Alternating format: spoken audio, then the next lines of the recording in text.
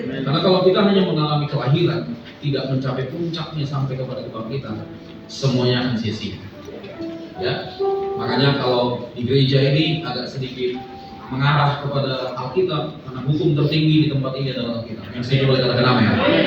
Jadi mari terus mengkondisikan hidup kita, cara berpikir kita, semua apapun tentang kita, yaitu selaras dengan Alkitab. Yang mau katakan amin. Kaos kanan kirinya katakan selaras dengan Alkitab. Haleluya. Katakan amin. Katakan amin. Nah, Tuhan kasih tema Paskah buat kita tahun ini itu adalah keras.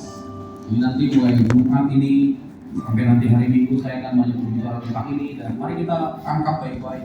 Karena saya rindu di tempat ini kita akan mengalami manifestasi kuasa Tuhan. Dan nanti saya akan jelaskan. Nah, keras. Kalau dalam bahasa Inggris keras, dalam bahasa Indonesia itu artinya remuk atau diremukkan atau dipecahkan. Oke? Keras artinya itu remuk atau diremukkan atau dipecahkan. Saya selidiki kata keras dalam kosakata bahasa Inggris. Kata ini tidak bisa dipisahkan dari kesadaran untuk mau ditulis. Jadi artinya untuk mengalami keras, untuk sampai kepada titik yang namanya keras, kamu harus sadar.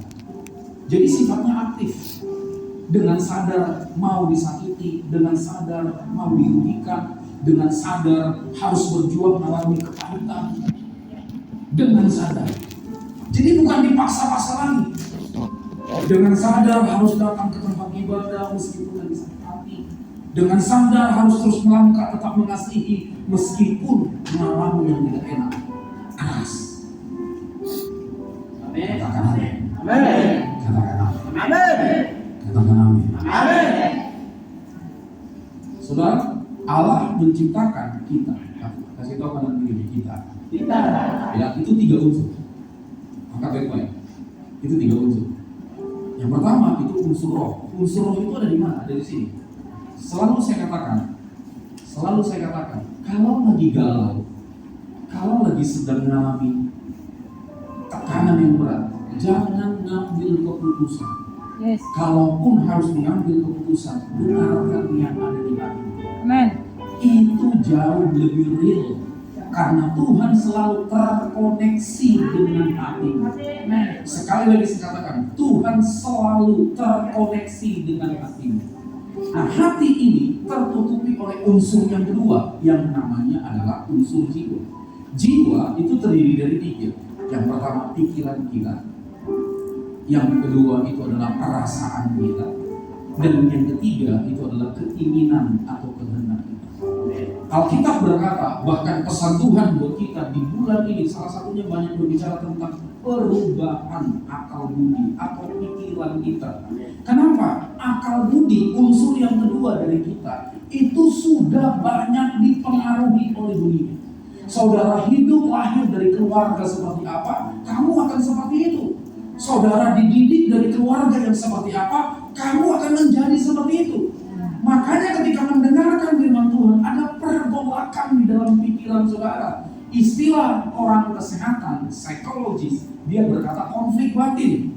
Itu sebabnya selalu saya katakan, dengar hati nuranimu. Sebab Tuhan terhubung dengan hatimu. Jangan pakai ilmu. Kemampuanmu berpikir itu terbatas. Itu tidak lebih baik dari apa yang Tuhan taruhkan di dalam hati. Yang mengerti boleh katakan amin. Dan yang ketiga itu adalah unsur tubuh.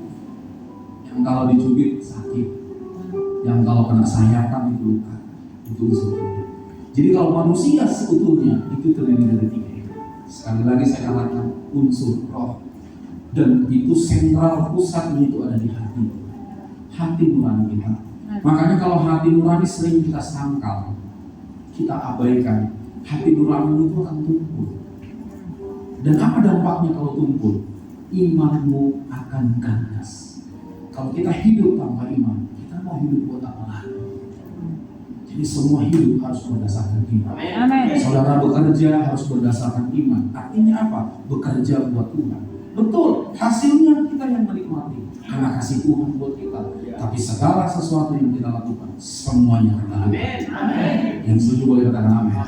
Unsur yang kedua itu tadi adalah jiwa, terdiri dari 3, pikiran, perasaan, dan kehendak atau keinginan. Sekali lagi, jangan pakai pikiranmu.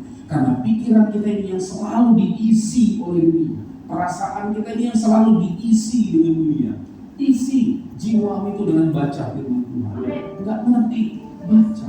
Enggak paham, baca. Enggak punya Alkitab, berjuang untuk punya Alkitab. Berjuang untuk punya Alkitab. Yang setuju boleh katakan amin. Seingat saya ketika saya dulu memulai pelayanan saya secara pribadi, selalu uang saku saya beli buku. Saya datang ke Gramedia, saya datang ke Immanuel. Setidaknya buku-buku yang tipis mengimbangi saya baca Alkitab lalu baca buku-buku, sehingga semakin kaya.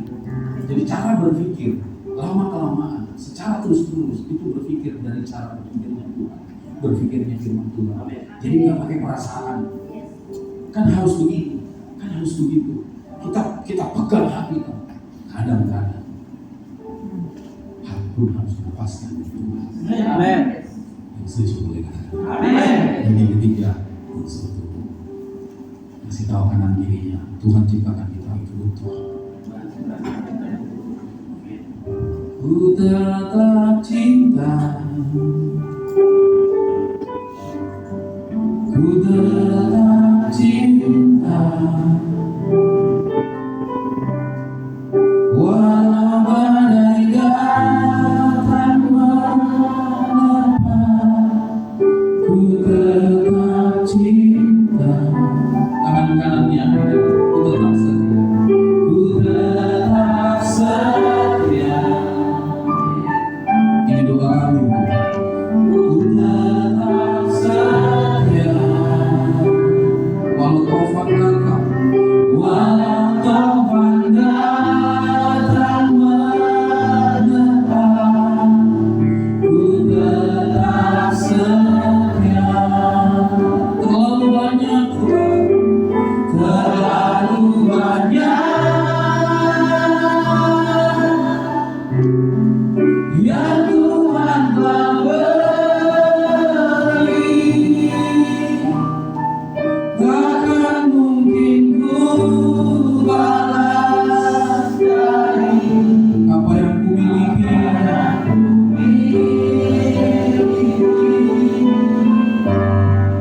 Ku persembahkan seluruh kehidupan,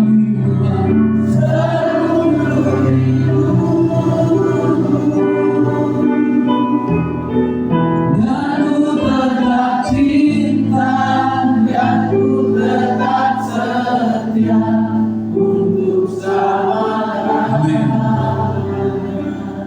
Saya akan pandu saudara pelan-pelan, tangkap baik-baik, karena semua pesan ini, kalau boleh saya bilang, ini pesan yang daging semua. Saya menyampaikan kepada orang yang sama, gembala dari sini, gereja dari sini, seluruh jemaat dari sini. Saya rindu semua menangkap pesan yang sama, kita punya pemikiran dan harapan yang sama. Amin. Oke. Haleluya. Amin. Kalau saudara lihat apa yang ada di kanan kita, visi kita di tempat ini cuma satu, yaitu menjadi seperti Yesus. Nah, kalau kita lihat manusia Yesus, dia itu adalah sepenuhnya Allah, jangan ragu. Dan dia juga sepenuhnya manusia. Di mana dibuktikan dia sepenuhnya manusia? Dia mengalami keremukan dan dia mengalami kesakitan. Manusia mana yang diremukkan gak sakit?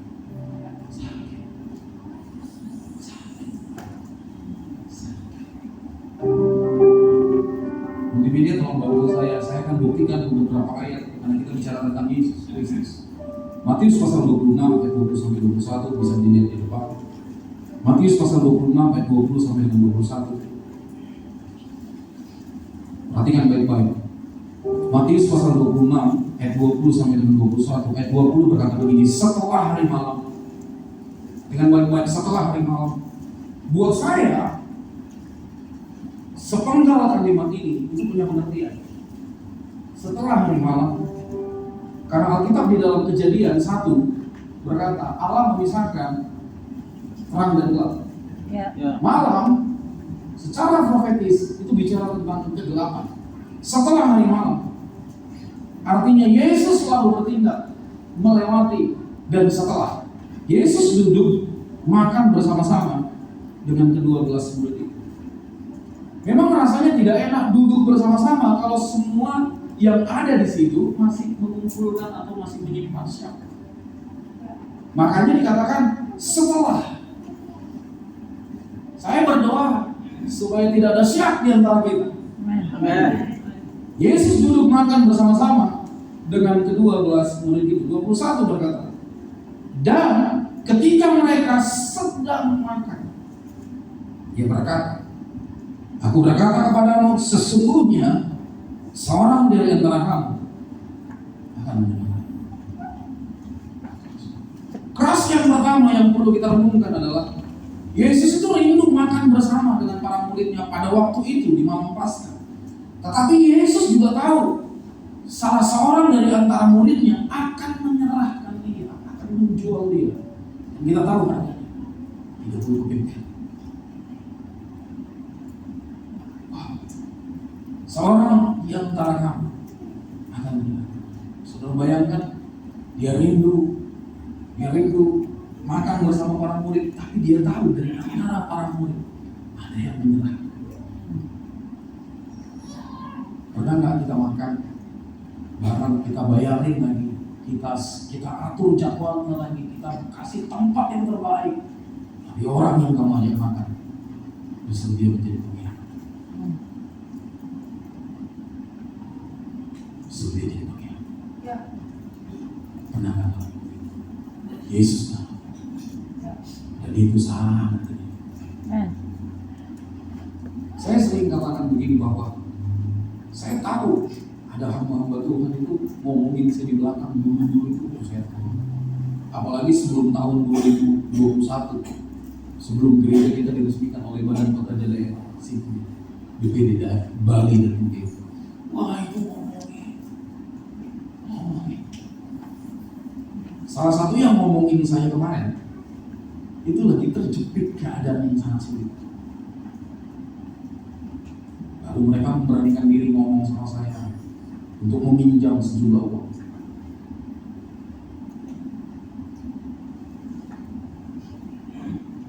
Saya bilang ke Elsa, ini bagaimana?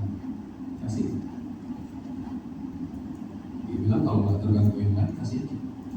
Nilainya bukan sedikit, nilainya bisa beli motor satu. Dan saya bilang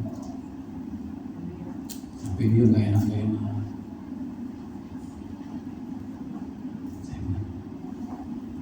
orang yang duduk bareng dengan saya atur ngopi bareng, makan bareng, ngobrol bareng, sama-sama pengen. Tapi orang yang ngomongin saya alaminya bagaimana? Matius pasal 26 ayat 33 dan 34 lanjut ke kita. Ayat 33 pasal yang sama.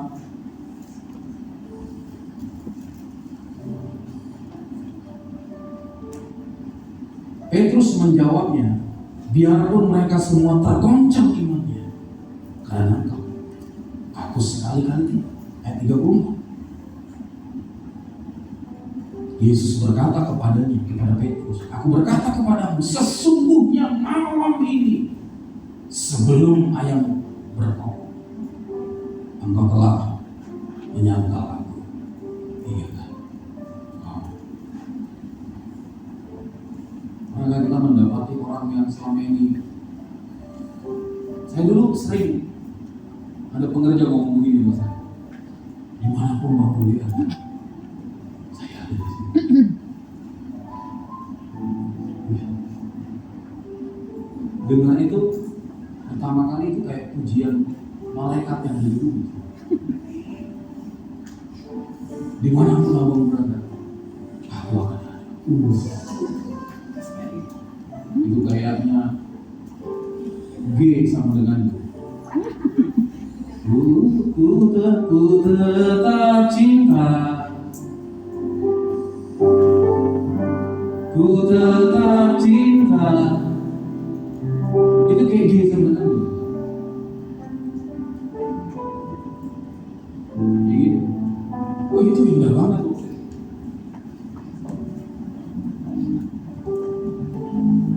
Yesus berkata kepada Petrus, malam ini 3 kali. Kenapa? Petrus itu gambaran kita. Kita bilang sama Tuhan, Tuhan, mulai hari ini aku akan baca Alkitab itu. Seminggu, oke. 2 minggu mulai goyah. Jadwal jam 5 pagi bergeser ke jam 8 pagi. Jadwal jam 8 pagi bergeser ke jam 6 sore. Jadwal jam 6 sore bergeser, akhirnya lama-lama hilang. But you still sing. Ku tetap cinta. Tapi kamu tetap nyanyi, ku tetap cinta. Itu Petrus. Ayat 36 sampai 39 berkata begini. Ayat 36 tolong tunjukkan.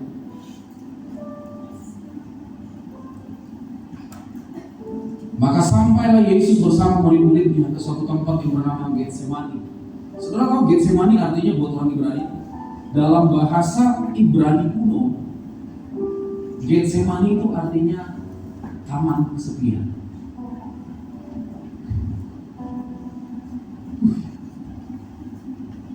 Maka sampailah Yesus bersama murid-muridnya ke suatu tempat yang bernama Getsemani. Lalu ia berkata kepada murid-muridnya, dan kita tahu murid-murid ini bukan 12 orang. Katakan baik-baik, bukan 12 orang. Terpilih Yohanes, Andreas, Petrus. Terpilih dari 12 itu cuma 3. Murid-muridnya dia berkata begini, duduklah di sini sementara aku pergi ke sana untuk berdoa. 37. Dan ia membawa Petrus dan kedua anak Zebedeus, Yohanes dan Andreas tadi sertanya. Maka mulailah ia merasa sedih. Ayat 28. Lalu katanya kepada mereka, hatiku sangat sedih. Dengarkan baik-baik. Tuhan curhat sama mereka dan tidak sama semua. Dari sisi apa? Perasaan manusianya. Yesus 100% Allah, dia 100% beda. Dia ceritain isi hatinya. Dia bilang begini, hatiku sangat sedih, seperti mau mati. Nah, sih kita kebayang seperti mau mati rasanya hati sendiri gimana? Lalu dia bilang begini, untuk bisa membuat dia tenang, ngalamin beban seperti itu, dia bilang begini, tinggalkan di sini dan berjaga-jagalah. 39. Maka ia maju sedikit. Artinya itu apa sih maju sedikit? Ini punya pengertian profetik. Artinya maju sedikit. Dia kasih teladan bahwa saya maju sedikit ya, supaya kamu bisa lihat. Atau saya bayangkan dia maju sedikit supaya mereka itu tidak menanggung bebannya Yesus terlalu banyak. Tapi setidaknya kamu tahu saya lagi ngalamin seperti ini. Kamu ada di sini. Kamu lihat, kamu sama-sama dengan aku. Dia maju sedikit, lalu dia sujud dan berdoa, katanya, iya Bapakku, jikalau sekiranya dia lagi nego. Yang nego itu apa? Perasaannya. Yang nego itu apa? Keinginan dagingnya. Tetapi janganlah seperti yang kukehendaki, melainkan seperti yang engkau kehendaki. Permukaan yang Tuhan Yesus alami di sini secara psikologis. Dia rindu ditemani, dia rindu didampingi dalam keadaan. Kamu pikir pemimpin gak butuh orang? Kenapa banyak pemimpin jatuh? Karena banyak cemara, banyak pekerja, nggak paham psikologis. Ya.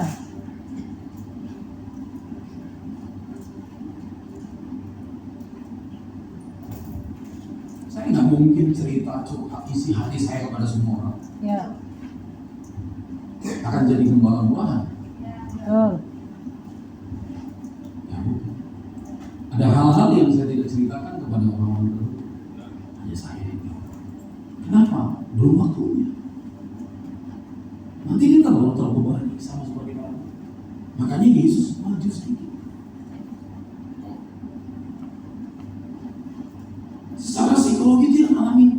Apa yang terjadi? Kita tahu cerita ini, apa yang terjadi? Mereka tidur. Ya. Mereka tidur. Ada berapa banyak dari antara kita ketika kita datang sama Tuhan, Tuhan bilang, ayo datang. Tidur itu bicara tentang apa? Kamu gak lakuin apa-apa. Gak ada action. Gak ada sikap hati. Yesus nyalain diri.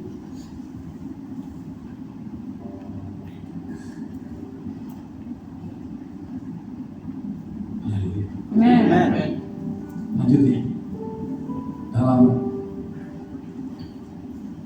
Lukas pasal 22, lompat ke Lukas. Ayat 47 sampai 49. Lukas pasal 22, 7 sampai 49.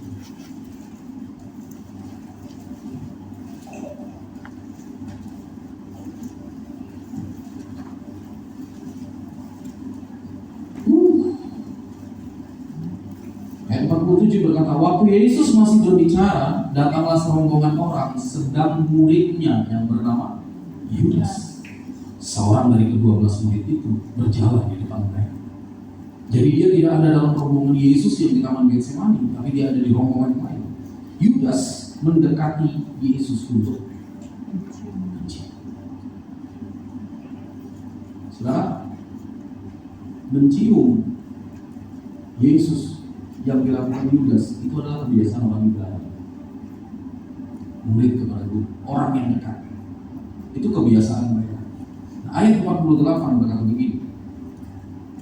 Maka kata Yesus kepadanya, hai Yudas, kau menyerahkan anak manusia dengan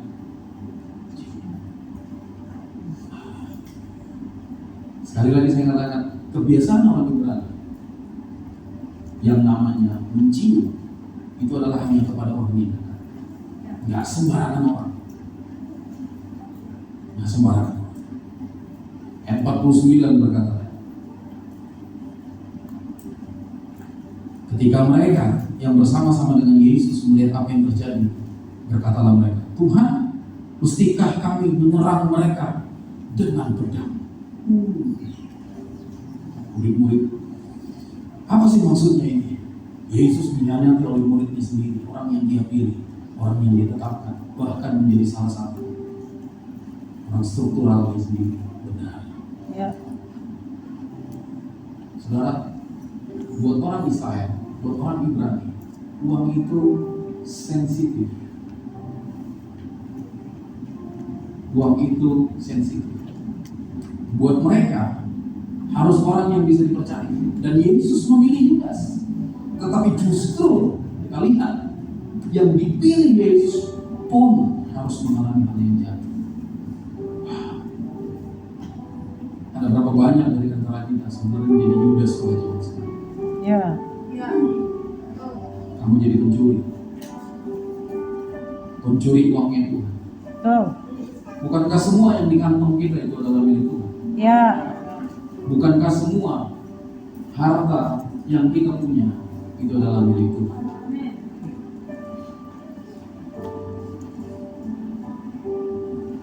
Kalau kita bilang, oh semua milik Tuhan, semua punya Tuhan, kita nggak marah ketika harus Tuhan ambil.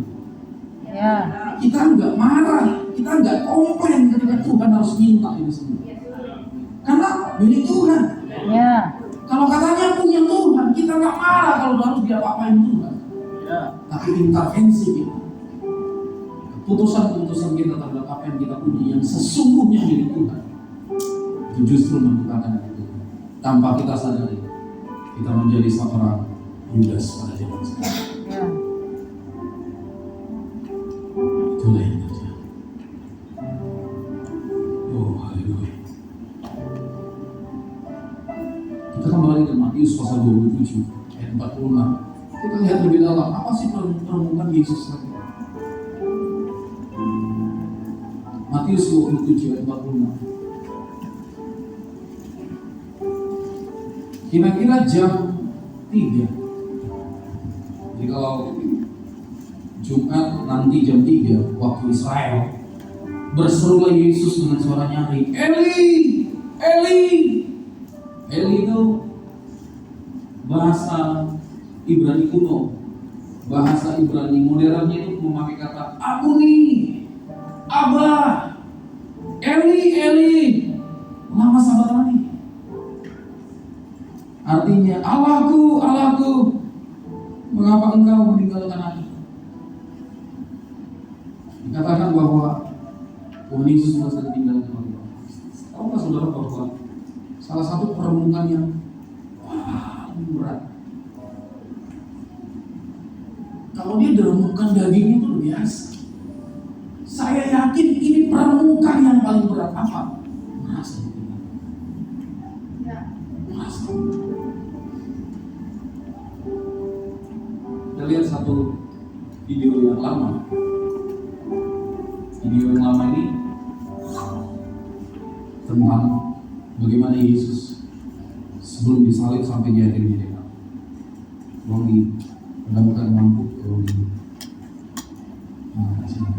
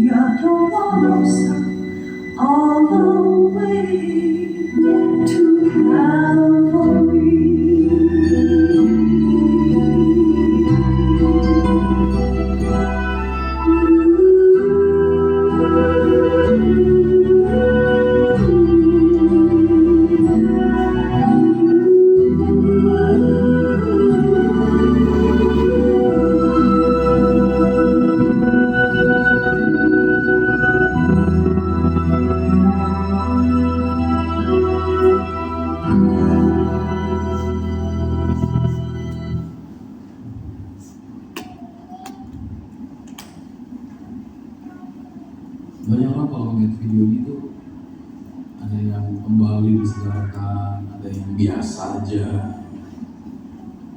Ibrani 6 ayat 4 sampai dengan 6. Ibrani pasal 6 ayat 4 sampai dengan 6. Lihat ke depan sama-sama. Terus saudara nanti renungkan kembali video itu. Sebab mereka itu bicara tentang kita. Sebab mereka yang pernah diterangi hatinya, yang pernah mengecap karunia surga, yang pernah sakit disembuhkan, yang pernah tidak punya pekerjaan, Tuhan buka pekerjaan, yang pernah mengalami jatuh, Tuhan pulihkan, yang pernah diterangi hatinya, yang pernah mengecap karunia surga, yang pernah melayani, yang pernah dipakai Tuhan, yang pernah punya karunia di mana saja kalian bisa berfungsi, dan yang pernah mendapat bagian dalam Roh Kudus, yang pernah. Berarti ini bicara tentang pas sebelumnya. Ayat yang kelima. Dan yang mengecap firman yang baik dari Allah dan karunia-karunia dunia yang akan datang, yang mengecap, yang dapat firman yang sama seperti ini, dan karunia-karunia dunia yang akan datang. Apa karunia-karunia dunia yang akan datang? Penjagaan, penyertaan. Kamu butuh itu di dunia. Kamu butuh itu di dunia. Kita butuh penjagaan Tuhan, kita butuh penyertaan Tuhan. Itu karunia-karunia yang akan datang. Ayat yang kelak. Perhatikan baik-baik. Namun yang murtad. Kata murtad berulang-ulang saya katakan, ini bukan pindah agama. Itu bicara tentang sikap hatimu. Nih di sini. Gimana kamu bisa sayang sama dia kalau hatimu nggak sayang sama dia? Apa yang kamu lakukan dalam perilakumu, perkataan maupun tindakanmu itu keluar dari hatimu. Ya. Tidak mungkin dibaharui sekali lagi demikian hingga mereka kata bertobat ini itu sampai ke titik terendah, sadar betul. Kenapa? Sebab mereka mungkin saya, kamu. Sebab mereka menyalibkan lagi anak Allah bagi diri mereka dan penghinanya di muka umum. Sadarkah kamu, waktu hatimu berpaling dari Tuhan, kamu menyalibkan Yesus yang kedua. Waktu kamu ngotot dengan prinsip-prinsip yang kamu pegang, kamu lagi menyalibkan Yesus untuk yang kedua kali. Saya mau beritahu apa maksud ayat ini. Sampai hari ini Yesus tetap direnungkan karena perilaku-perilaku. Dia tetap direnungkan karena keadaan sikap hati.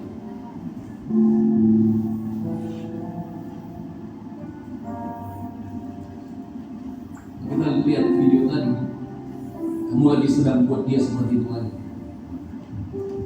Wujudnya tidak masuk. Tidak ada tubuhnya lagi. Karena dia sudah roh. Tapi ingat baik-baik, roh itu punya perasaan. Dia nggak mau dicintai karena kamu terima uang dari Tuhan, karena kamu punya promosi dari Tuhan, karena kamu disertai oleh Tuhan. Bukan karena itu. Dia mau dicintai karena memang dari dasar hati kamu cinta sama dia. Amin.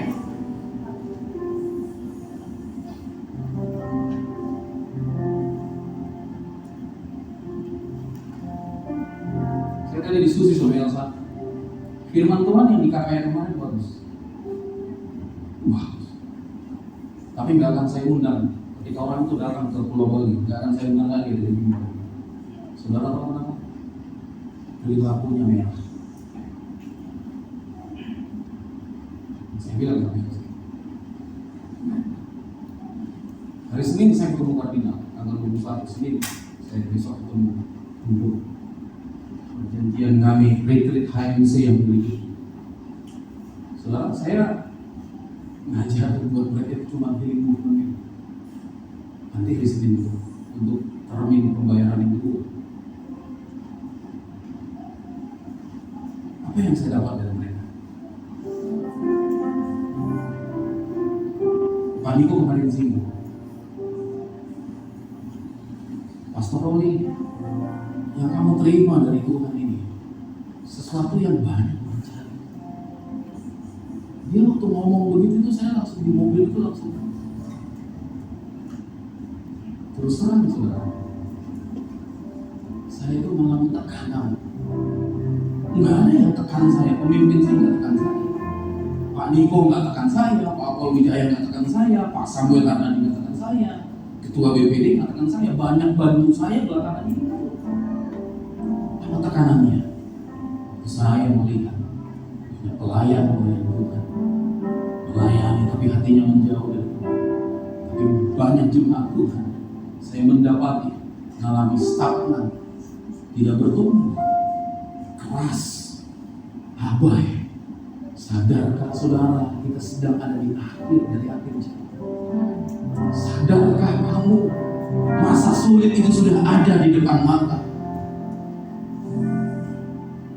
Dan ini yang Pak Niko katakan begini, Nabi tidak dihormati di rumah. Maksudnya apa? Saya banyak dipakai di luar, tapi di rumah sendiri sepertinya keadaannya begitu. Saya tadi hitung berapa yang hadir dulu. Kita totalnya cuma 102 atau 103. Ini jumlah yang masuk akal. Saya mau beritahu bagi kita semua, saya nggak bangga saya diundang di mana-mana. Hari Kamis saya ke Aceh, KKR hukum ini pertama di Banda Aceh. Semoga saya masih pulang dengan nyawa. Doakan. Amen.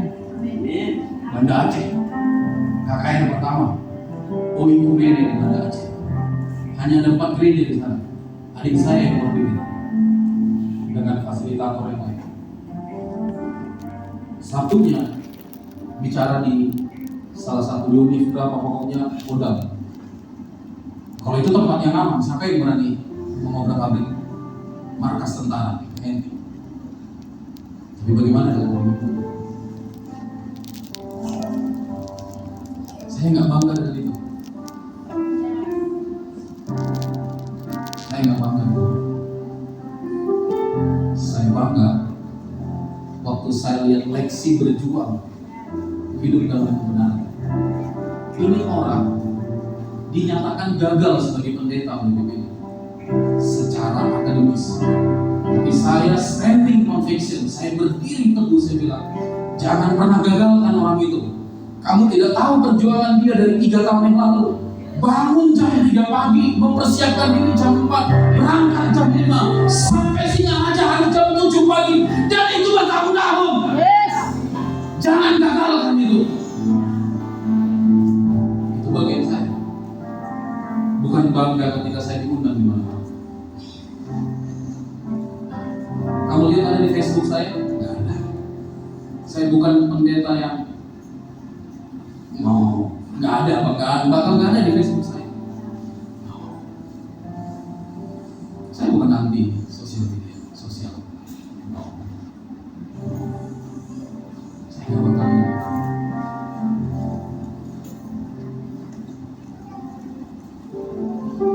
Kalau muncul kan tadi, jangan salibkan dia.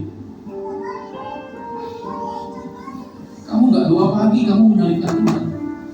Saya beritahu hari pagi ini, siang ini, kamu tidak berfungsi, kamu tidak bergerak naik, karaktermu tidak maju, kamu sedang menyalibkan Tuhan.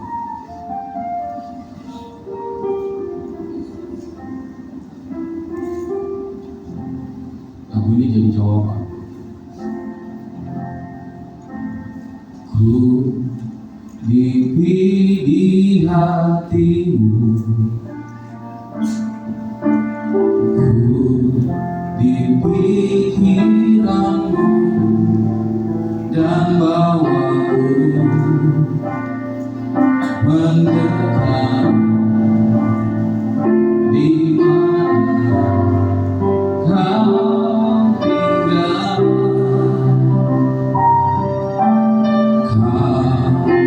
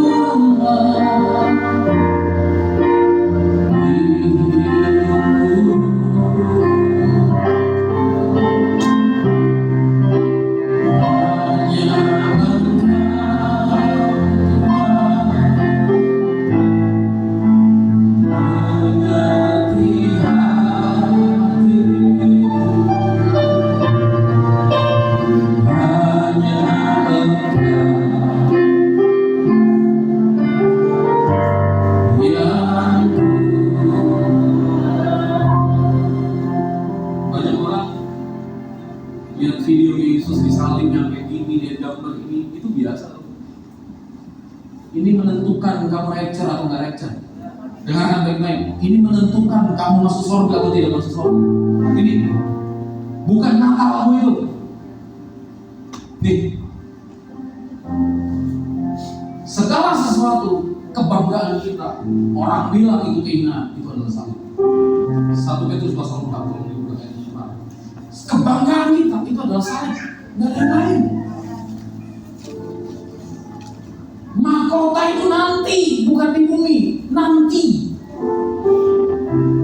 Jadi karena Kristus, sama-sama kita baca 2-3 ya. Jadi karena Kristus telah, kamu pun harus juga dengan pikiran yang demikian. Karena barang siapa telah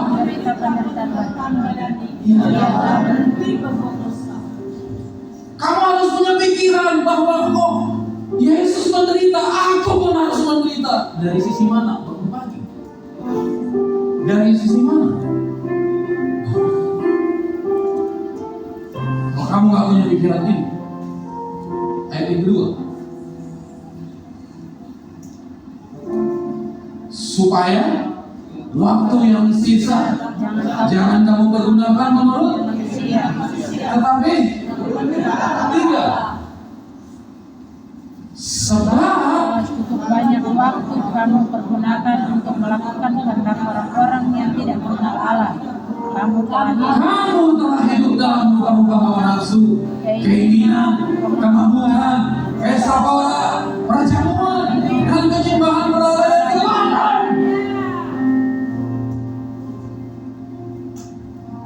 Ada Musa di sini. Kemarin mereka bilang mereka masih, tapi udah sempat punya nyawa. Malam sebelum di Rabu malam itu Yuliana telepon saya berdoa, saya bisa tahu ketakutan dia. Saya berdoa, saya bilang gak perlu pikirkan, lakukan sebelumnya gereja. Akhirnya kemarin saya selesaikan.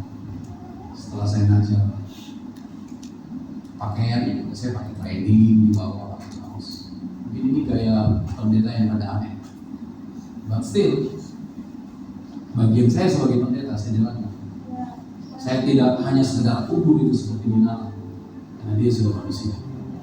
Bedanya, dia tidak sama seperti kita. Saya bilang ke Musa, kamu mau melihat wajah Moana, Gracia, Karen yang seperti apa? Kamu harus rapture, karena anak ini pasti masuk surga. Amin. Kalau kamu nggak rapture, kamu nggak pernah lihat wajah anakmu.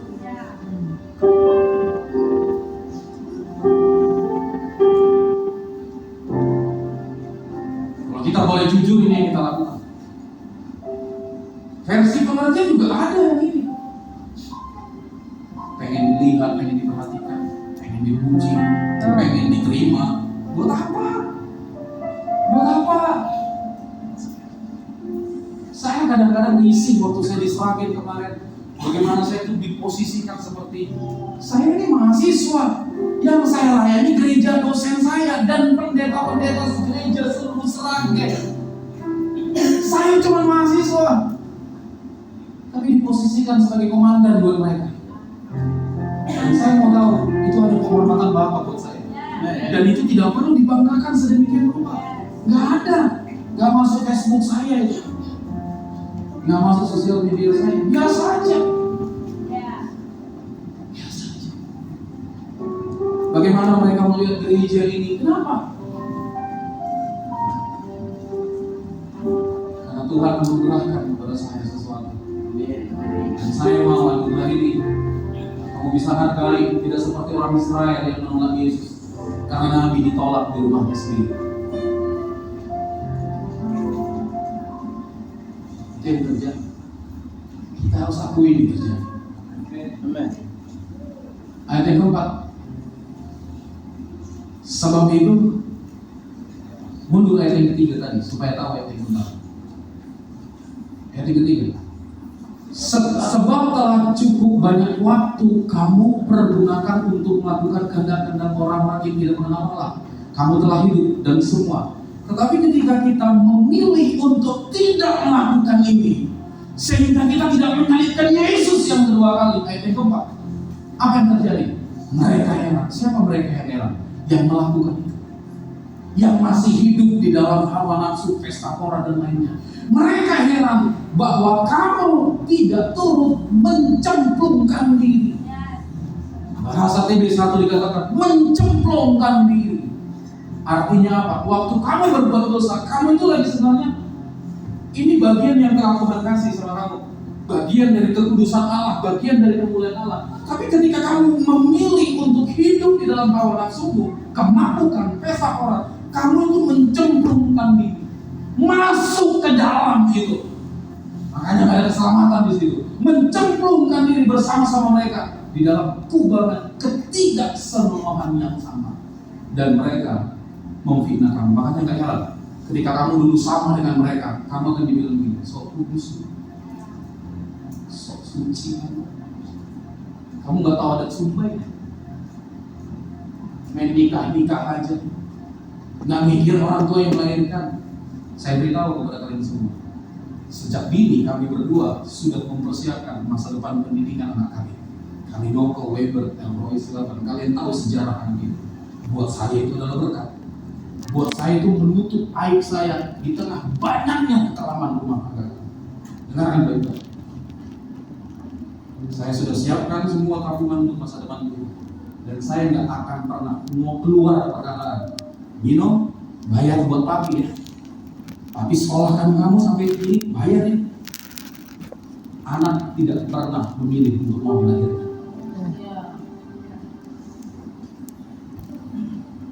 Kalau kamu jadi orang tua, jangan punya kebiasaan.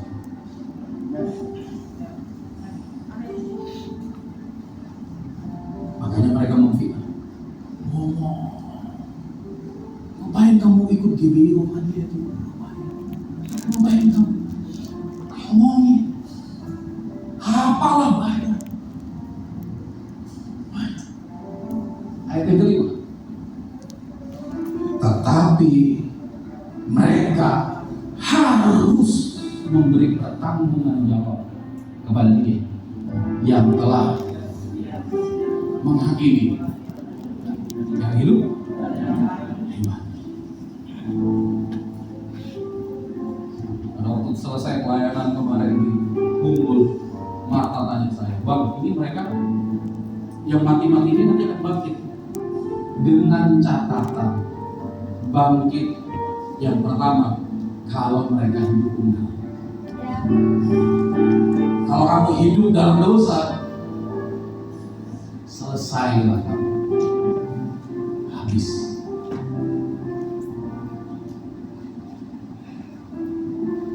Mensalibkan Tuhan yang kedua kali hanya dengan apa? Siapa sama ini? Kamu ambil milik Tuhan persepuluhan, yang itu adalah haknya Tuhan. Dengarkan baik-baik, itu haknya Tuhan melalui gereja. Kamu mencuri yang seperti Yudas pada zaman now, mencuri. Itu hak Tuhan lewat gereja supaya ada persediaan makan. Kenapa saya diizinkan Tuhan punya pola sekarang? Supaya bisa ngomong kepada kalian dengan gampang bahwa Tuhan bisa berkati saya bukan lewat keuangan gereja, tapi dengan cara Tuhan yang ajaib, yang tidak pernah masuk akal, yang menurut saya terlalu banyak, banyak saya beritahu. Saya bisa ngomong dengan gampang. Tapi gimana kalau saya hidup dari sini? Saya berdua, saya tetap bicara yang gampang. Tidak terintimidasi. Amin. Tidak takut dengan kehilangan apa. Tapi mereka harus memberi pertanggungan jawab. Jangan sampai kita harus mengalami hal yang sama, memberi pertanggungan jawab. Sekali lagi saya katakan, kita harus punya seperti itu. Ini kesimpulannya buat kita sendiri. Pengorbanan adalah dasar sebuah hubungan dengan kasih Tuhan. Kita butuh berkorban. Sakit, ya Tuhan. Tapi dengarkan baik-baik. Ketaatan jauh lebih baik daripada pengorbanan. Kalau kamu nangis, sepertinya seakan-akan dipaksa untuk mengampuni, tapi saya mau beritahu, bukan karena pengorbanan, tapi karena air mata ketaatan. Ada bedanya air mata pengorbanan dengan air mata ketaatan. Air mata pengorbanan, kamu itu masih berusaha melakukan, tapi kalau air mata ketaatan, Yesus berkata, sebab kuk yang kupikul itu ringan dan bebanku, kuk yang kupikul itu enak dan bebanku. Obedience better than sacrifice. Begitu kan? Jadi begini. Yesus lakukan apa? Ketaatan. Itu bukan pengorbanan. Itu ketaatan kepada Bapa. Dia lakukan. Untuk apa? Yesaya pasal 53 ayat 4 sampai 5. Untuk apa dia lakukan itu?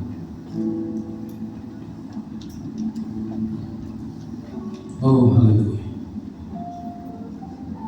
Tetapi sesungguhnya penyakit kita lah yang ditanggungnya dan kesengsaraan kita yang dipikulnya. Padahal kita mengira dia kena tulah, dipukul dan ditindas. Ayat 5. Tetapi dia tertikam oleh karena pemberontakan kita.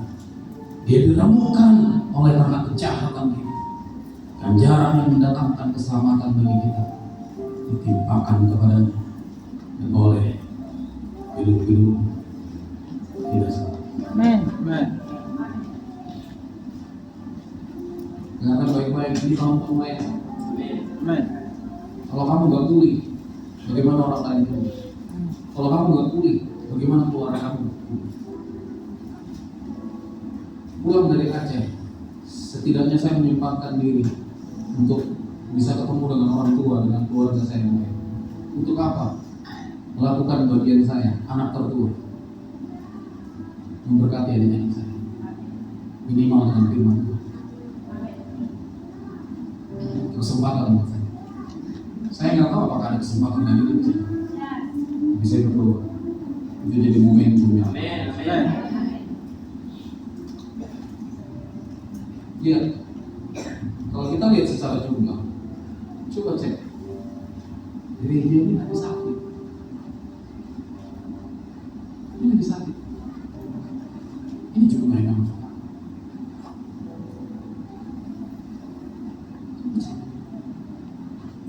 Denpasar sakit, Jimbaran sakit, semua yang sakit. Ini harus pulih. Amen. Amen. Gimana caranya? Masuk di misi produk.